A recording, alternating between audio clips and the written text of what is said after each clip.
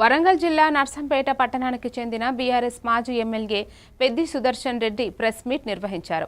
ఈ సందర్భంగా ఆయన మాట్లాడుతూ డిసెంబర్ 5న నర్సంపేటలో జరిగిన బహిరంగ సభలో ముఖ్యమంత్రి రేవంత్ రెడ్డి నర్సంపేట రైతులకు ప్రజలకు ఎలాంటి హామీలు ఇవ్వకుండా సభ ముగిసిందని తీవ్రంగా విమర్శించారు.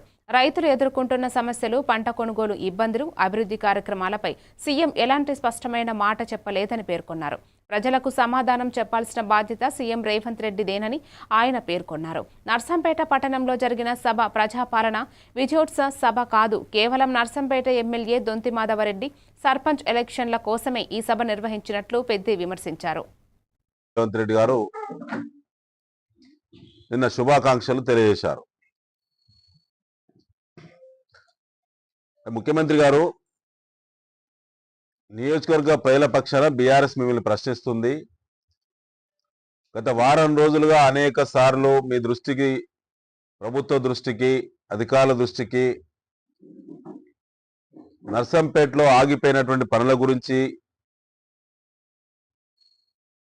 అవసరం ఉన్నటువంటి డిమాండ్ల గురించి వివిధ పద్ధతిలో అది ప్రెస్ మీట్ల ద్వారా కానీ, బహిరంగ లేఖ ద్వారా కానీ,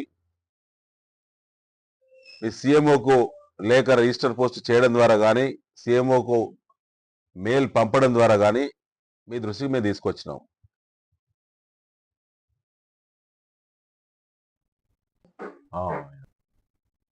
సంగారెడ్డి జిల్లా పటాన్చెరు మండల పరిధిలోని నందిగామ